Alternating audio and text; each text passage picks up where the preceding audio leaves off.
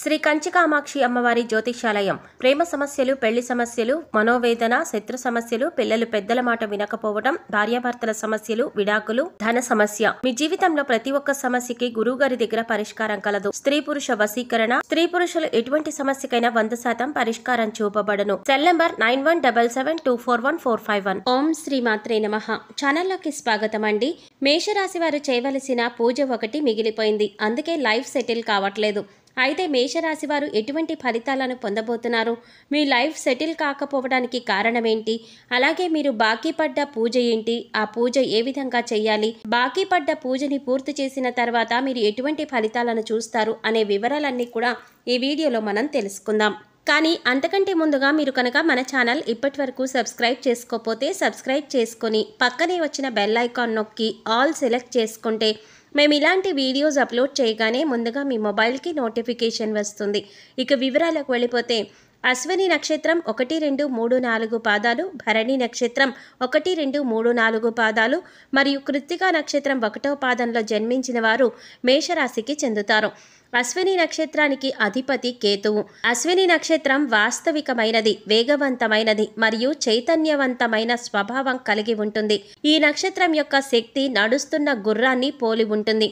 ఇది ప్రతిదీ కూడా మరింత చైతన్యవంతంగా, వేగవంతంగా మరియు శక్తివంతంగా మారేలా చేస్తుంది.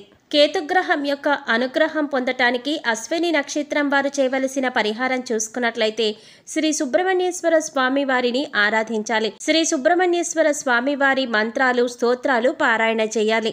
మంగళవారం నాడు ఉపవాస దీక్షలు చేయాలి. నిరుపేదలకు వైద్య సహాయాన్ని అందించాలి.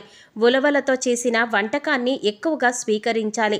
మంగళవారం నాడు ఉలవలను శివాలయంలో కానీ లేదా అర్చక స్వాములకు కానీ పాదాభివందనం చేసి తమలపాకులు, వక్కలు, అరటిపళ్ళు 51 రూపాయల దక్షిణ పెట్టి దానమివ్వాలి. వైడూర్యము మరియు పగడము ధరించాలి. వైడూర్యాన్ని మరియు పగడాన్ని దానం చేయాలి. లోహంతో చేసిన అంటే ఇత్తడి, రాగి లేదా పంచలోహాలతో చేసిన అశ్వ ప్రతిమను ఇంటి వాయువ్య మూలలో పెట్టుకోవాలి. ఇట్టి ప్రతిమను దక్షిణముఖంగా ఉండే విధంగా అమర్చాలి. ఇట్టి ప్రతిమ యొక్క ప్రత్యేకమైన ప్రమాణం లేదా సైజ్ అనేది ఏమీ లేదు. అశ్వపటము అనగా ఫోటో అనుకున్నంతగా సత్ఫలితాలు ఇవ్వలేకపోవచ్చు. కావున లోహంతో చేసిన అశ్వ ప్రతిమను పెట్టుకోవాలి. దీన్ని చాలా సులువుగా మన గృహమునందు అమర్చుకొనవచ్చును. ప్రతి నెల మీ జన్మ నక్షత్రం రోజున మీకు తోచిన ఆహార పదార్థాలు కానీ మీ చేతితోనే బీదవారికి ఇవ్వండి. దీనితో మీ సంపద వృద్ధి అవుతుంది.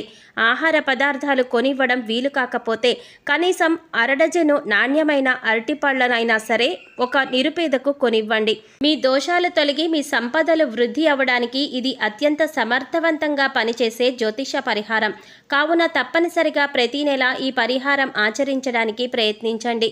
కేతుగ్రహ అనుగ్రహం పూర్తిగా లభించటం కొరకు కేతు మంత్రాన్ని ప్రతిరోజు లేదా తప్పకుండా ప్రతి మంగళవారం ప్రత్యేకించి కేతు కాలము యందు లేదా యమగండ కాలంలో అంటే ఉదయం 9 గంటల నుండి 10 గంటల 30 నిమిషాల మధ్య 19 సార్లు పఠించాలి.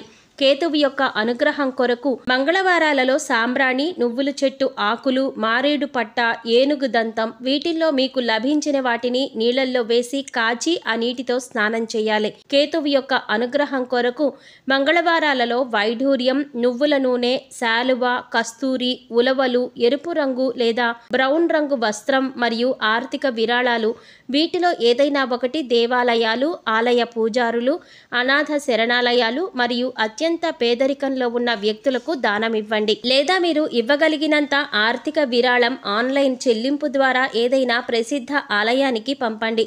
భరణి నక్షత్రానికి అధిపతి శుక్రుడు. శివ పంచాక్షరి మంత్రం జపం చేయాలి. శివాలయంలో శివునికి రుద్రాభిషేకం మరియు రుద్రార్చనలు చేయించాలి.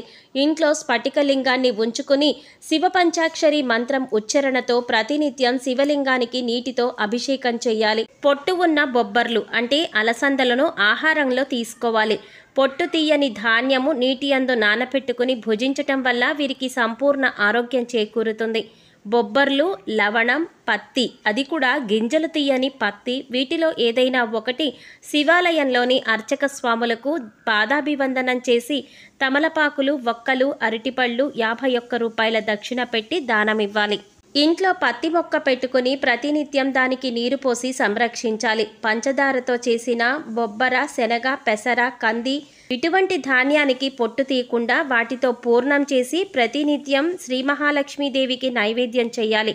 వివాహమైన వారైతే భార్యాభర్తలు ఇరువురు తినాలి. ప్రతి నెల మీ జన్మ నక్షత్రం రోజున మీకు తోచిన ఆహార పదార్థాలు కొని మీ చేతితోనే బీదవారికి ఇవ్వండి. దీనితో మీ సంపద వృద్ధి అవుతుంది. ఆహార పదార్థాలు కొనివ్వడం వీలు కాకపోతే కనీసం అరడజను నాణ్యమైన అరటిపళ్ళైనా కొని ఒక నిరుపేదకు ఇవ్వండి. మీ దోషాలు తొలగి మీ సంపదలు వృద్ధి అవ్వడానికి ఇది అత్యంత సమర్థవంతంగా పనిచేసే జ్యోతిష పరిహారం. కావున తప్పనిసరిగా ప్రతి నెల ఈ పరిహారం ఆచరించడానికి ప్రయత్నించండి.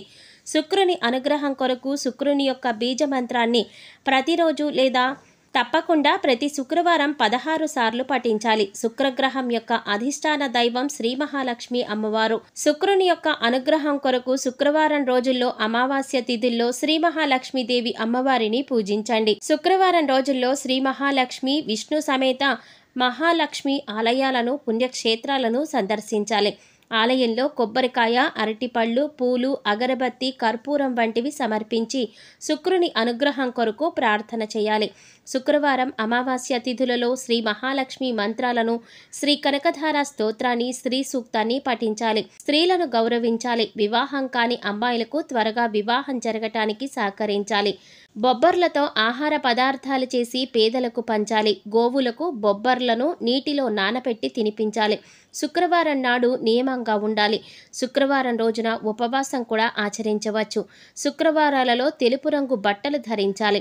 కృత్తిక నక్షత్రానికి అధిపతి సూర్యుడు. కృత్తిక నక్షత్రం వారు పాటించవలసిన పరిహారాలు చూసుకున్నట్లయితే శివ పంచాక్షరి మంత్ర సాధన చేయాలి. శివ మానస పూజ, ఆదిత్య హృదయ స్తోత్రం పారాయణ చేయాలి. శివాలయంలో రుద్రాభిషేకం, రుద్రార్చనలు చేయించాలి. ఇంటి యందు స్ఫటికలింగాన్ని ఉంచుకుని శివ పంచాక్షరి మంత్ర ఉచ్చారణతో ప్రతినిత్యం శివలింగానికి నీటితో అభిషేకం చేయాలి. ఆదివారం బెల్లం, గోధుమలతో పాయసం చేసి ఆదిత్య హృదయ స్తోత్ర పఠనంతో సూర్యునికి నివేదన చేసి భుజించటం వల్ల వీరికి సంపూర్ణ ఆరోగ్యం చేకూరుతుంది. ఇంటిలో తెల్ల సంపంగి, జాజిమల్లె, మాలతి మరియు నందివర్ధనం పుష్ప వృక్షాలను పెంచుకోవాలి. వాటితో శివార్చన చేయాలి. గృహ లేదా సిద్ధాంత మరియు పురోహితులను తరచూ కలవాలి. తమలపాకులు, వక్కలు, అరటిపళ్ళు 51 రూపాయల దక్షిణ పెట్టి పాదాభివందనం చేసి వారి ఆశీస్సులు తీసుకోవాలి. వేద పండితులకు సేవ, వారి పాదాలకు నమస్కరించుట, ఆశీస్సులు పొందుట చెయ్యాలి. దేవాలయాలకు పూజ కొరకు తెలుపు రంగు పుష్పాలను సమర్పించాలి.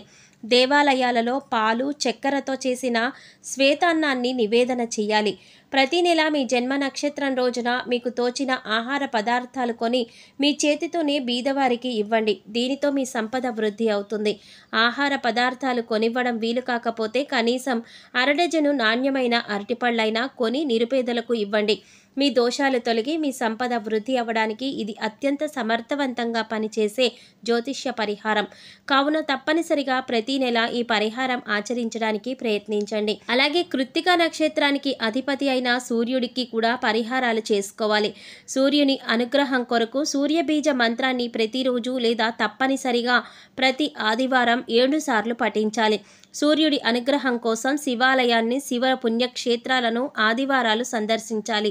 కొబ్బరికాయలు, అరటిపళ్ళు, పూలు, అగరబత్తీలు, కర్పూరం మొదలైన వాటిని దేవాలయాల్లో సమర్పించి సూర్యగ్రహ అనుగ్రహం కోసం ప్రార్థించండి. సూర్యుని అనుగ్రహం కొరకు సూర్య నమస్కారాలు చేయాలి. సూర్యుని అనుగ్రహం కొరకు ప్రతి ఆదివారం శివ మంత్రాలు, రుద్రమంత్రాలు, ఆదిత్య హృదయ స్తోత్రం మరియు రుద్రాష్టకం తప్పకుండా పఠించాలి. సూర్యుని అనుగ్రహం కొరకు ఆదివారం రోజు సూర్యోదయం తర్వాత మీ ఇంటి డాబా పైన గోధుమలు, బెల్లము, నెయ్యితో చేసిన పాయసాన్ని సూర్యుడికి నివేదించి ఆదిత్య హృదయ స్తోత్రం చదువుతూ ప్రత్యక్షంగా సూర్యుడిని పూజించండి. సూర్యకిరణాలతో ఉత్తేజితమైన ప్రసాదాన్ని కుటుంబ సభ్యులంతా కూడా స్వీకరించండి. ఆదివారం ఆరుద్ర నక్షత్రం ఉన్న రోజు శివుడికి రుద్రాభిషేకం చేయించాలి. ఆదివారం రోజున నియమంగా ఉండాలి. ఆదివారం నాడు ఉపవాసం కూడా ఆచరించవచ్చు. తండ్రి గారిని లేదా తండ్రి గారితో సమానమైన వారిని బాగా గౌరవించాలి. వారికి సపర్యలు చేయాలి. ఆదివారం నాడు గోధుమలతో చేసిన ఆహార పదార్థాలను అనాథులకు, పేదలకు దానం చేయాలి. గోధుమలతో చేసిన తీపి పదార్థాలను కండ చక్కెరను పేద పిల్లలకి పంచాలి. గోధుమలను నీటిలో నానపెట్టి గోవులకు తినిపించాలి. సూర్యుని అనుగ్రహం కొరకు ఆదివారాలలో కుంకుమ పువ్వు, రక్తచందనం, మణిశిల, ఏలుకలు, దేవదారు, వట్టివేళ్లు, ఎర్ర పుష్పాలు, ఎర్ర గన్నేరు పువ్వులు వీటితో మీకు ఏది లభించినా వాటిని నీళ్ళల్లో వేసి కాచి ఆ నీటితో స్నానం చేయాలి. ఆదివారాలలో ఎరుపు మరియు కాషాయ రంగు దుస్తులను ధరించాలి. సూర్యుని అనుగ్రహం కొరకు శుభతిథి ఉన్న ఆదివారాలలో గోధుమలు, బెల్లము, కండ చక్కెర, కంచు, రాగి, రక్తచందనం, పద్మములు మరియు ఆర్థిక విరాళాలు వీటిలో ఏదైనా ఒకటి దేవాలయాలు, ఆలయ పూజారులు, అనాథ శరణాలయాలు మరియు అత్యంత పేదరికంలో ఉన్న వ్యక్తులకు దానమివ్వండి. లేదా మీరు ఇవ్వగలిగినంత ఆర్థిక విరాళం ఆన్లైన్లో చెల్లింపు ద్వారా ఏదైనా ప్రసిద్ధ ఆలయానికి పంపండి. మేషరాశి వారికి కెరీర్లో అభివృద్ధి పొందటానికి, అలాగే మీరు తలపెట్టిన ప్రతి పని కూడా పూర్తి అవ్వడానికి, ప్రతి విషయంలో ముందుండటానికి మేషరాశి వారు ఏ పూజ చేయాలి, మేషరాశి వారు బాకీ పడిన పూజ ఏంటి, ఆ పూజ ఎలా చేసుకోవాలి అనే అంశాలను ఈ వీడియోలో మనం వివరంగా తెలుసుకున్నాం కదా. ఈ వీడియో మీకు నచ్చినట్లయితే లైక్ చేసి మీ ఫ్రెండ్స్ అండ్ ఫ్యామిలీ మెంబర్స్లో మేషరాశి వారు ఎవరైనా ఉంటే వారితో మర్చిపోకుండా ఈ వీడియోని షేర్ చేసుకోండి. అలాగే ఇప్పటి వరకు మన ఛానల్ కనుక సబ్స్క్రైబ్ చేసుకోకపోతే సబ్స్క్రైబ్ చేసుకుని పక్కనే వచ్చిన బెల్ ఐకాన్ నొక్కి ఆల్ సెలెక్ట్ చేసుకుంటే మేము ఇలాంటి వీడియోస్ అప్లోడ్ చేయగానే ముందుగా మీ మొబైల్కి నోటిఫికేషన్ వస్తుంది. మరో చక్కటి వీడియోతో మళ్ళీ కలుసుకుందామండి. ఓం శ్రీమాత్రే నమః.